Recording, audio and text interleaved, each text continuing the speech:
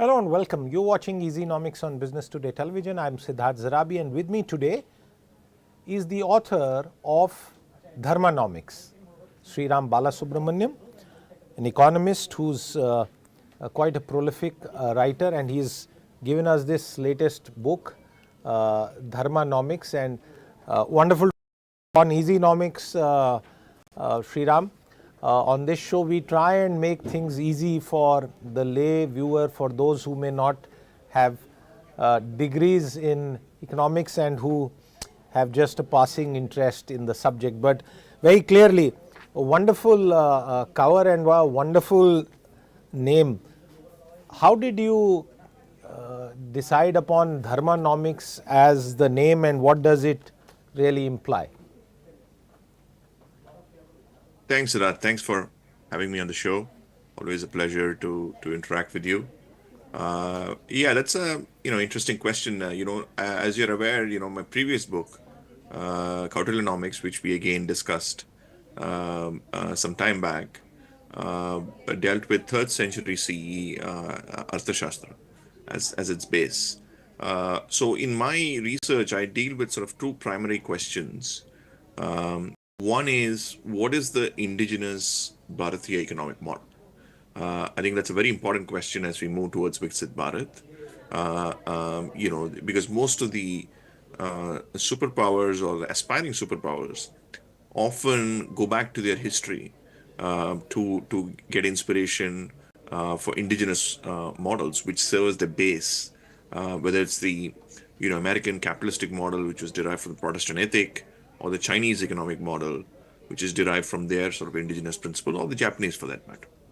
So this question sort of pervaded my thought process, and that led to me to a lot of my research over the last decade, and Kautilyanomics was the first part of that series. So it dealt with 3rd century BCE.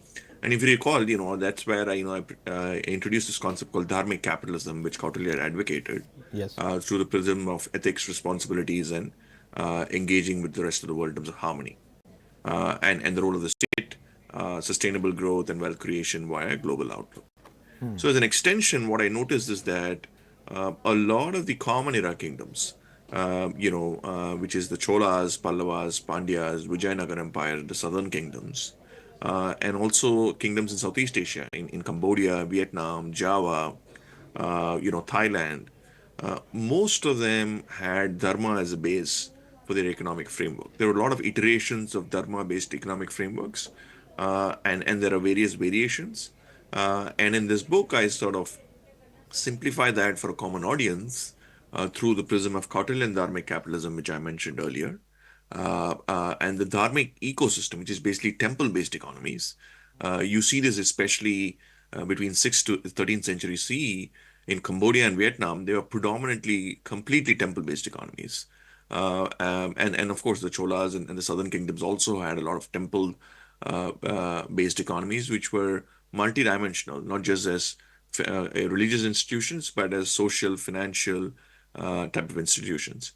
And lastly, the role of Srenis, the corporate guilds, the multinational corporations that we talk about today, how they were the engine of economic progress during ancient Bharat.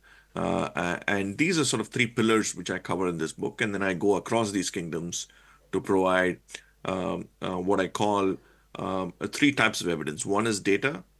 2 is secondary evidence in terms of inscriptions and things, analysis of inscriptions. And 3rd is anecdotal evidence of, individual people, common people who have written, books and notes while they're traveling in these places. So this book tries to cover this wide range. And of course, it's a precursor to the 3rd book of the trilogy, which covers how some of these ideas came. Of the country, and the fact that, as you write, among the foundational elements of the Dharmanomics were Srenis. I just wonder, what about North India? Weren't similar things happening in the northern part of the country? Yeah, definitely it was. I mean, in the sense that, much of the northern kingdoms, purely because, there had to be a lot to be covered, and there was a continuity which I saw in a lot of these things. Of course, the idea of Srenis existed, in my view, even from the Saraswati Sindhu civilization. I mean, that's an area also I cover in this book. Of course, the Indus script and the interpretation of it is still a work in progress. But irrespective of it, I think there is evidences of these commercial guilds which played a very important role, in terms of trade and commerce. And the interesting thing is, these institutions, lasted for thousands of years. They had governance structures which were very similar corporation is. For example, in this book, I there is a chapter where I mention about how similar Srenis were in page 17 and 18 to a modern day corporation. I mean, Professor Vikramaditya Khanna from University of Michigan has done some stellar work on this. Where, for example, I'll just quickly run through an example of how it's equivalent to a modern corporation, right? In terms of limited liability, in terms of transferability of interest, in terms of ease of formation, ease of registration with the state, ease of entry and exit that we call about in the IBC, for example, independence of board and committees. I mean, there were these Srenis were governed by democratic principles. They chose their own leaders across caste, creed, and even nationality. For example, a lot of Jews were part of these Srenis since they were trading, from the Middle East and to the rest of Asia, and they were elected through a democratic process. And they had voting regulations. They had transparency and disclosure of conflict of interest, some of the things that we have today. And lastly, they also had an opportunity for debate for shareholders, within these Srenis. So much so that, they were quite big as, say, some of the big corporates that you have today. And they were financing a lot of these kingdoms, which was an important part of the socio-economic discourse. And lastly, they were underpinned, most of them, by the principle of Dharma. Their governance structures, but each of them had for example, Ainnuruvar, in Tamil it means 500, is one of the biggest corporate guilds which finance the Cholas, were underpinned by this by this principle called Bidanjaya Dharma, which is a specific Dharma for that particular, guild, Srini. So they had a variety of, dharmic principles underpinning their governance, and they were highly independent from the state. We have this notion that somehow in a monarchy, everything is controlled by the state. Not necessarily. Most of these guilds were, independent in their own governance structures, and they had a very strong underpinning of dharmic principles. And lastly, there is a reason why both economic progress as well as the resilience of the Srenis was there for thousands of years, despite various kingdoms changing and various kings, fighting with each other and all these things, because they were underpinned by principles which were beyond the realm of the state. And they were focused by the principles of Dharma, which enabled economic progress, in my view. Are you able to cite specific examples of any Srini, and which was the largest of them all, and what did it do? Does your book cover that element as well? Of course it does. So I'll give you an example right away, right? So the Ainnuruvar Guild, which I mentioned, 500, it was one of the largest Srenis. It was basically started in Karnataka by a bunch of trading Brahmins in Karnataka, but it really expanded a lot in the southern kingdom. And the peak of it was during the Cholas, the reign of the Cholas. So one major example is a lot of these Srenis, the Ainnuruvar, for example, had a lot of officers in various parts in Indonesia, in Sumatra today, in Thailand, in Cambodia and Vietnam. So much so that when Rajendra Chola, that is the son of Rajaraja Chola, who was the king who conquered Southeast Asia and northern India as well, in some parts of northern India, he had traveled to Southeast Asia and conquered them, not to rule them, but because the Srenis, the Ainur guild, had some issues trading in the Straits of Malacca. As your viewers might know, much of the trade that goes via Singapore into China goes via the Straits of Malacca between Malaysia and Indonesia. That is a very important strait. And the Srenis were trading around this region. And the Srivijaya kingdom, which is part of Indonesia and Sumatra at that time, tried to stranglehold the Srenis. They sort of prevented them from functioning, imposed high taxation, and sort of ensured that, they couldn't function. So in order to avoid this, Rajendra Chola went all the way to Indonesia and near that place to conquer Southeast Asia so that they can liberate the Srenis to trade extensively with China and rest of the countries in the Asian peninsula. So what I'm trying to say is they were so important that, that the Cholas, one of the major reasons why they even conquered was because they want to liberate one of these guilds. Because these guilds and commerce and trade was such an important factor for the Cholas in general. And that's why the Cholas conquered but did not rule these places. And so there is evidence to suggest that they had multiple sort of offices in various places, and not just Ainurvar, which is one major guild. There are a variety of these guilds.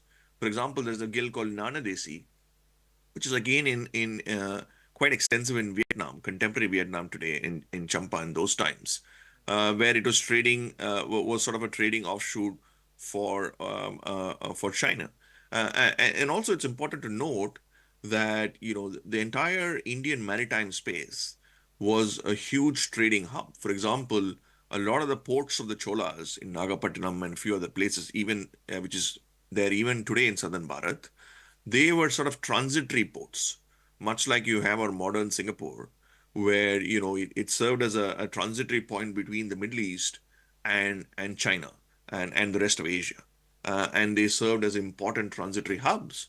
And most of our products, the extent of our products in terms of perfumes, in terms of spices, in terms of wine, in terms of you name a product, most of it were all traded using these Srenis and their routes.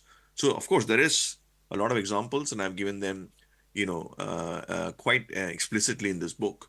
And I think, see, it also tells us, right, that the entire idea of Bharat being somehow globalized post 1991, and before that, they were not engaged with the rest of the world, is far from the truth. In fact, if there is one common thing, all through our history, except for the post-independence period between 1940, 1950s and say 1990s, we were engaging with the rest of the world. And most of it is driven by common people, common traders, common wealth creators were traveling extensively in all these locations, and the rulers followed them, much like how the Cholas followed the Srenis, the corporate guilds. So I think this is a very important point, subtle but a very important point that policymakers today need to be cognizant about.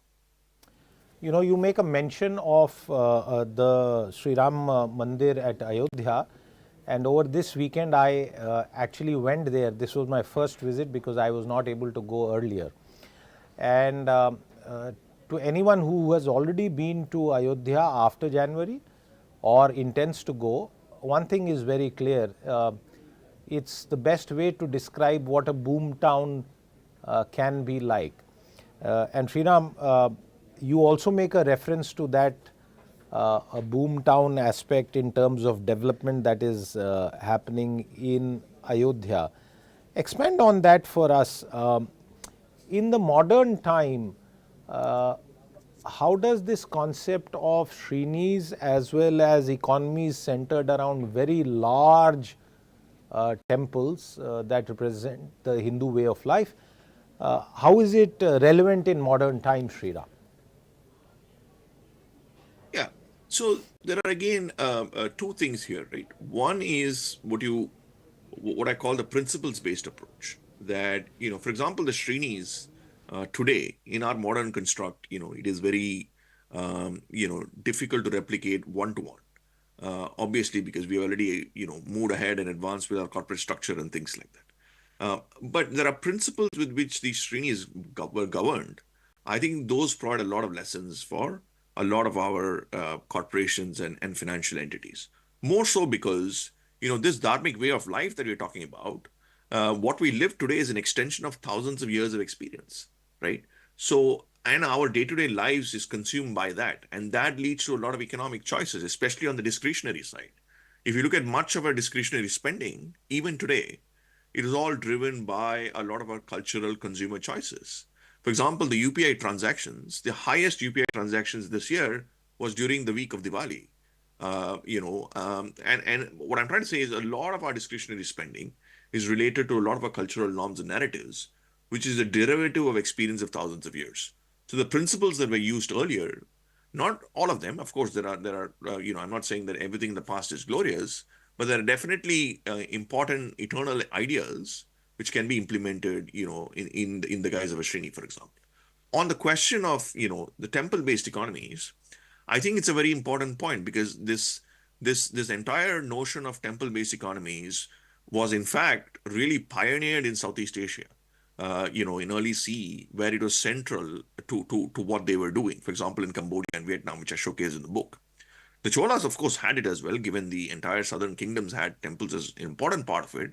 But there were other factors as well. Whereas in Southeast Asia, it was the central prism, right? What I'm trying to say is this takes us to the present, where in every major village in Tamil Nadu and southern kingdoms and even across Bharat, there is one major temple which is situated, and there are a plethora of smaller temples around that town.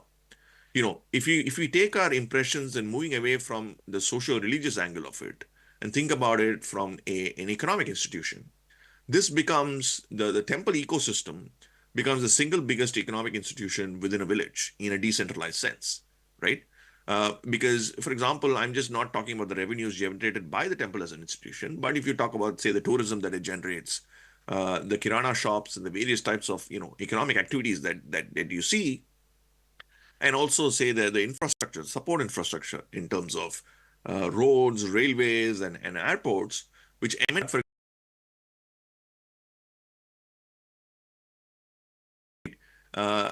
in terms of you go there because there is a particular faith associated with it, some curiosity associated with it, and there is a lot of demand for the temple ecosystem.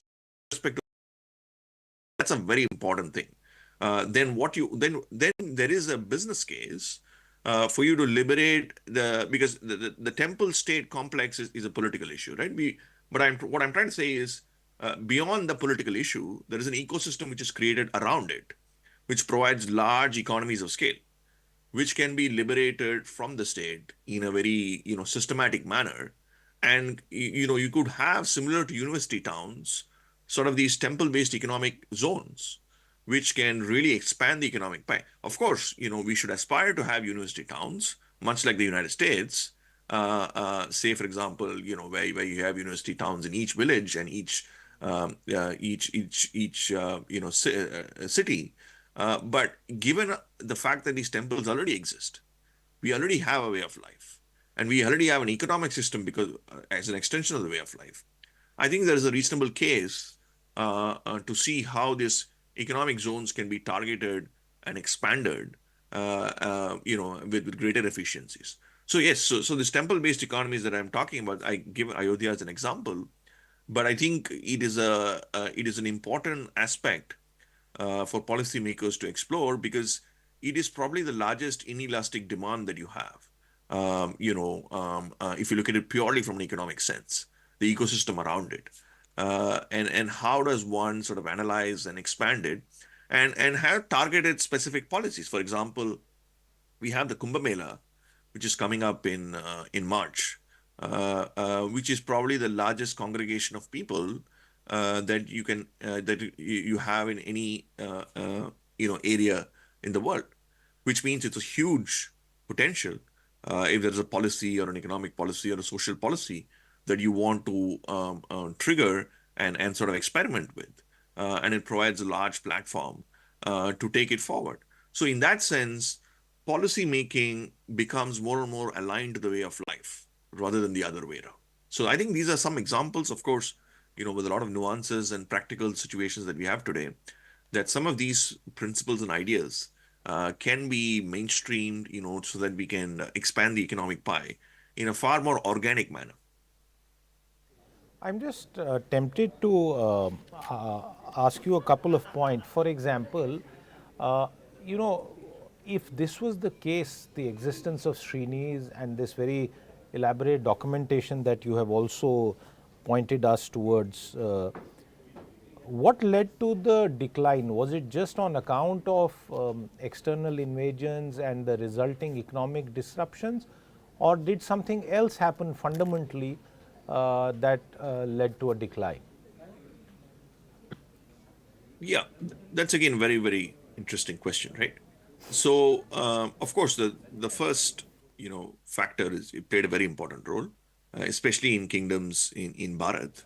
But if you really think about it, so that's where if you look at Cambodia, for example, and Vietnam, and some of these southern kingdoms, what you realize is that when the fertility of these reduced, then it there is a similar coincidental decrease in their sort of prominence in economic stature as well, because their economic structures are highly interlinked to this, to this dharmic ecosystem, right?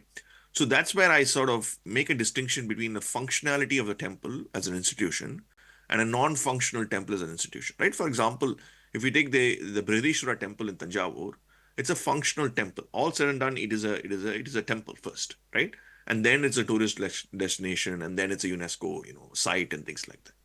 But if you look at Angkor Wat in Cambodia, it's a non-functional temple, right? There's no agamas or there's no practices of faith in that temple, and it's just sort of like a monument now, right?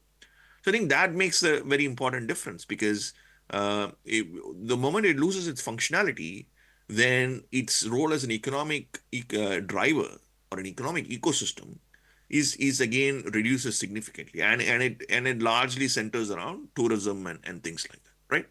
So I think one of the reasons, besides invasions and things like that, is also this reduction in functionality of some of these institutions, which led to further degradation of some of these principles. And of course, I think colonialism played a very important role in sort of denigrating some of these principles and institutions over a period of time, and that led to some of their sort of, I would say, disappearance, or the lack of their presence.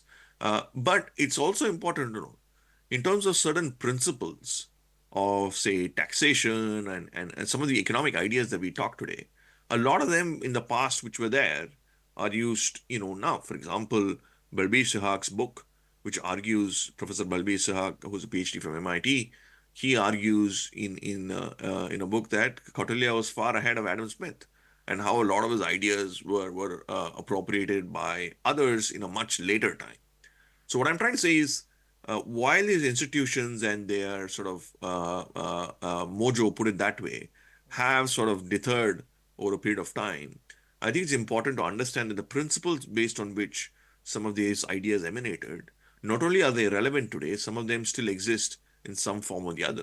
Because eventually, this way of life that we're talking about is an extension of thousands of years of experience. Of course, there are various iterations over a period of time, but its intrinsic nature, especially in the Bharatiya economic structure, I think makes a strong case for us to understand this a bit more, and also have policy which is more aligned to the way of life, so that it's far more effective.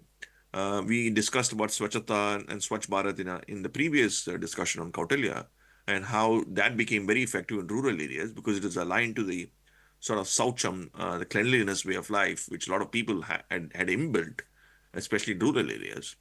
So similarly, I think this sort of the principles that were there in some of these places, some of them could be definitely sort of explored and used on a case-to-case basis, especially on specific policies to enhance specific policies. So this is where I bring this idea of dharmic nudges, which I expand a bit more in my next book.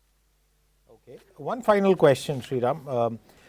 We are living in the age of AI, knowledge economy, where clearly there are certain things that are an advantage for us, and there are also several weaknesses that we have as a system. What principles from this era of Dharmanomics, as you call it, are relevant and can be applied to in the current context? Right.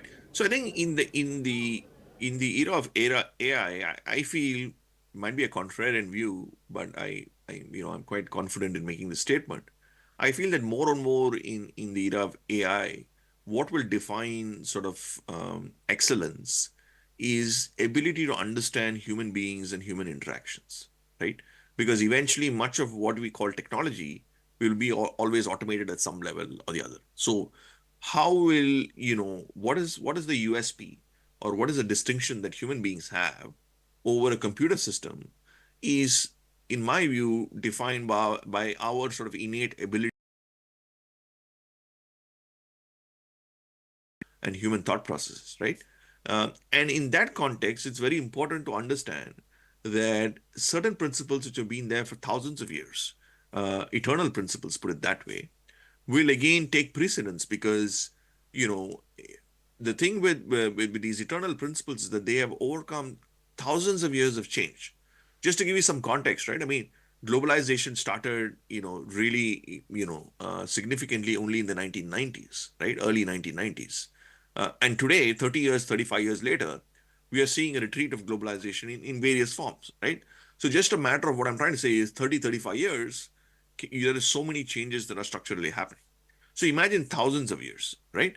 So what I'm trying to say is these dharmic principles that we talk about, that I talk about, for example, in this book, where I define, pretty narrowly for economic policy based on ethics, institutions, responsibility-based approach, and also engaging with the rest of the world. These first principles, I think, will be very valuable even during the AI age, because if we use some of these principles and use it in specific policy interventions, specific policy cases, I think these eternal principles will provide us that human touch, that human perspective, which is looking beyond the short term and looking at values and systems which are much further, much longer, much more enduring. Because the entire principle of Atmanirbharta, which the Honorable Prime Minister has advocated so successfully, intrinsically one common feature is resilience, right? And resilience is not just by contemporary policy and specific policies, but resilience is also about principles, first principles, and how these principles are inbuilt into policy making, so that policy making is agile, and is also flexible, and is also ability to overcome a lot of these technological shifts and changes, and expand the human understanding, especially in the Bharatiya context. So I think some of these principles, especially Dharma-based principles, that I show from a historical sense, I think would play a very important role as we look forward. Because one point, Siddharth, is that, in the next 15, 20 years, Bharat is going to be definitely the third largest economy, and on the path towards being the second largest economy in the world, which means the ideas of Bharat, or where they come from, the indigenous ideas, take center stage, because people across the world now are very much interested on what some of these ideas are, because this is going to position, because this is going to align with the political and economic, surge that Bharat is going to see. So, which means that our ideas need to be rigorous, need to be analytical, and most importantly, they're going to play an important role in addressing a lot of the problems that we talk about globally, whether it's climate change, sustainability. The PM's lifestyle movement is very, very important example, which addresses the issue of behavioral choices and their impact on sustainability. So what I'm trying to say is these ideas don't just have a local domestic audience. I think more and more, given their eternal nature of some of these ideas and their resilience, inbuilt resilience, I think they have a much bigger say as Bharat becomes Viksit Bharat as well. Absolutely. Viewers, for hundreds of years, actually thousands of years, India and the subcontinent was one of the biggest players in global trade. It was a prime mover across many commodities. Its agricultural market, its market for precious metals and minerals. If you take a look at any aspect, India was a powerhouse in the global economy. From then to now, for us to recount the principles that contributed to the strength that India had as an economy, and like Sriram spoke about, the future that beckons of becoming the second largest economy, and who knows beyond that as well, require us to both have the confidence and self-belief that we can provide a sustainable, successful economic model for the whole world to see and emulate. Sriram, Thanks very much for your time with us again to discuss this book, and looking forward to the next one and a similar chat. Viewers, with that, it's a wrap on this episode of Easynomics. I'll see you again. Until then, goodbye.